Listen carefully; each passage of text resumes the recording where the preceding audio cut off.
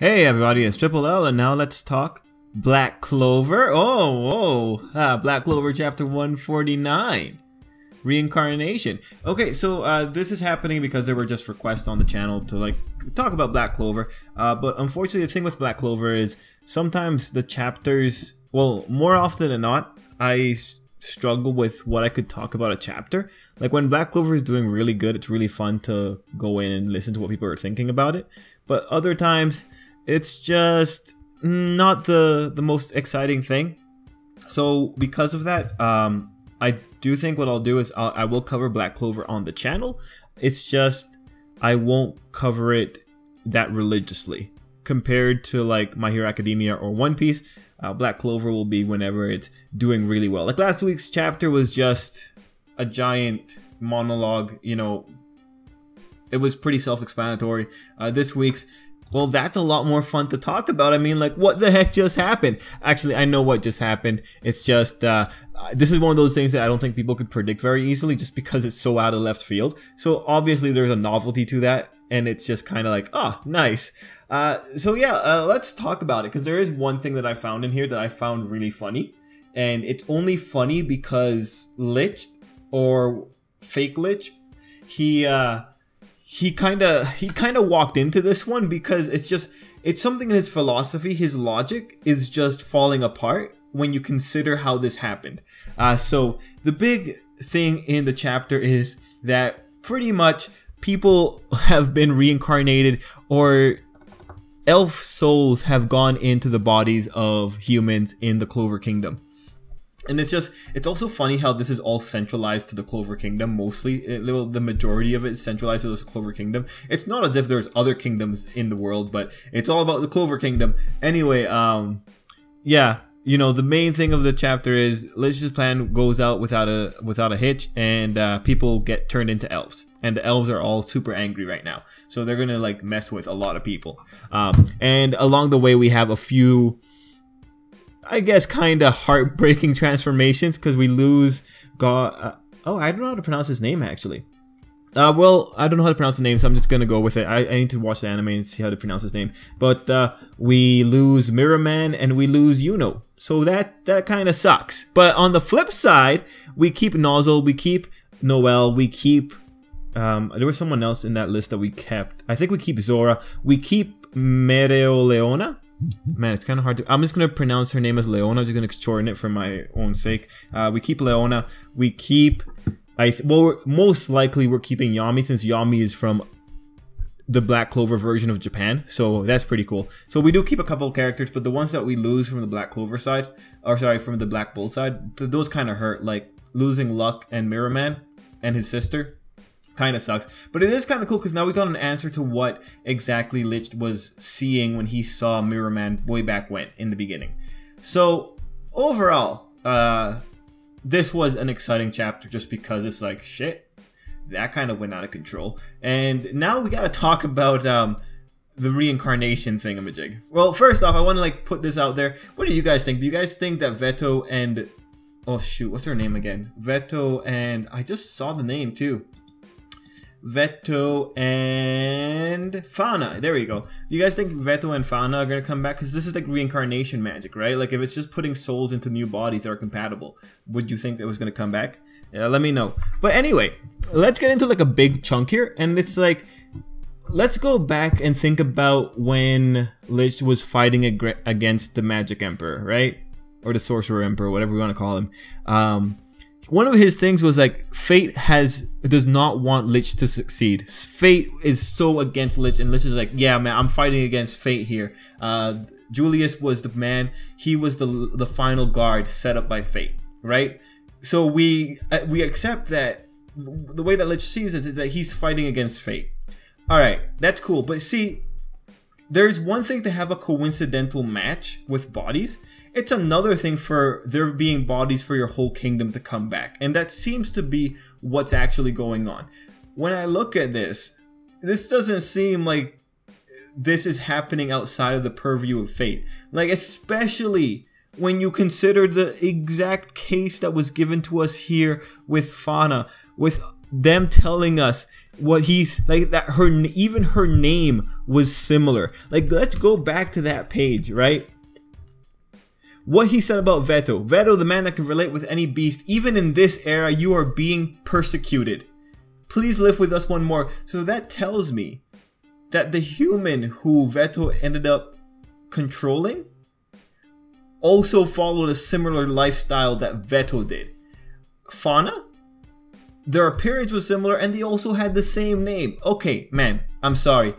That isn't coincidence, and you pointed out that's fate. I'm sorry, fate wants you to do this too. Buddy, you are like getting yourself set up for some big thing and just coming down to hit your heart.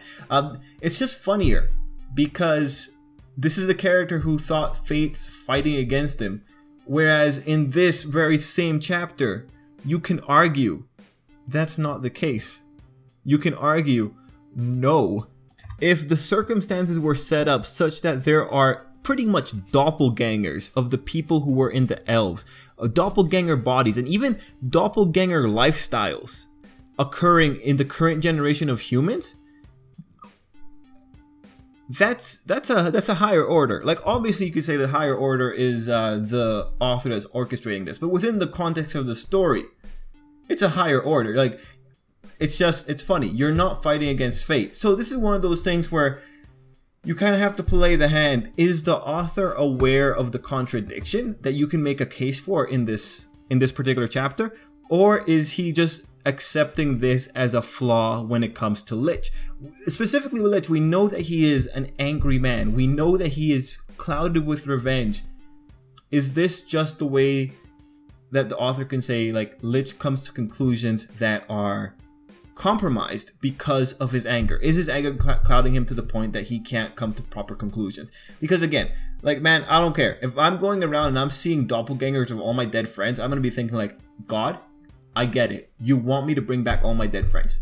I get it, right? That's what I would be thinking. It's like, God wants me to have a second coming. God's on my side. That's what I would be. That would be my thought on the matter. And I'll pass it on to you guys. What do you think? If you saw the spitting images of your dead friends walking around and you have the means to bring them back, how do you feel about that? Do you think that's like that? Would you take that as a sign from God saying like, hey man, yeah, go for it, have fun, be merry. Just, you know, let me know. So when it comes to the reincarnation things, it's a pretty cool little plot device that they're doing, and I think the only one I'm sad that dies in the process of this is Sally, because Sally is just like, the crazy ones are the fun ones, so it's kind of just unfortunate that she has to go down for this. Now let's talk about what this thing is going to do for the future of Black Clover. Well, seeing that Yuno is affected by it, automatically that's saying, well, hey, now we're going to get a full-on Yuno versus Asta fight. It's one of those things where, like, if we end up getting this Yuno fighting against Asta, you gotta like start wondering, is this is this how the author wanted to do it, right? Or well, obviously it's how he wants to do it, but there is something that's taken away when it's not actually Yuno fighting Asta. But at the same time, it's like, it's hard to justify Yuno and Asta having a legitimate fight unless there's foul play involved. So this is one of those things where, you know, if we get the fight, it'll probably be looking really cool, but it's not going to have the most impact unless it's actually Yuno making the choice to fight Asta for whatever reason. So if we get that, that'd be pretty cool. But like, given the situation that we're seeing right now, like the whole Clover Kingdom is in trouble. I don't see how our group of survivors are going to kind of go into confrontation with the newly reborn elves. I think this is going to be, I don't think there's going to be major fights breaking out. I think there's going to be a bit of a skirmish and maybe a retreat, just because if we go into a full-on fight here, it's going to be pretty messy. And right now it looks like the elves are outnumbering our people who are there. Whether or not there's going to be loss of life here, that's another thing that we have to question. When it comes to the Black Bull side, they have an advantage in that they have numbers and they have Henry. Henry might be able to do something and save the Black Bulls that are in Mirror Man's targets zone right now. As for the kids that are living with Mirror Man's sister, that's a problem. They might be in trouble. Like, a lot of people are in trouble right now. We'll have to see if one of the leaders of the White Knight Eyes if they're gonna try and just gather up all the elves instead of launching a full-on attack now. If they do that now, that gives our characters a way out. Another thing that I want to touch on is that I'm happy that it seems that our Fire Lions aren't gonna get involved in this, or like they're not being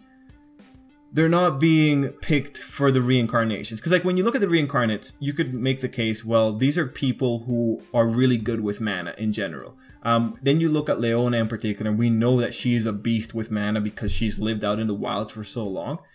So seeing that she wasn't affected, when we could have said that was a clear distinction of a body that was suitable to be reincarnated into.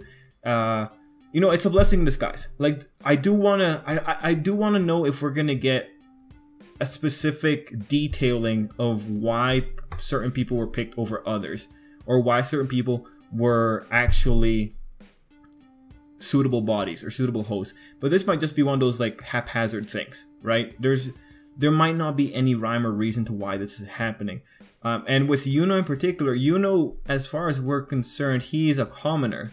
He doesn't have noble blood, so the only other pattern that we could have said here is that only nobles are getting affected. But then again, we don't know Yuno and Asta's actual parentage, so that makes it kind of difficult.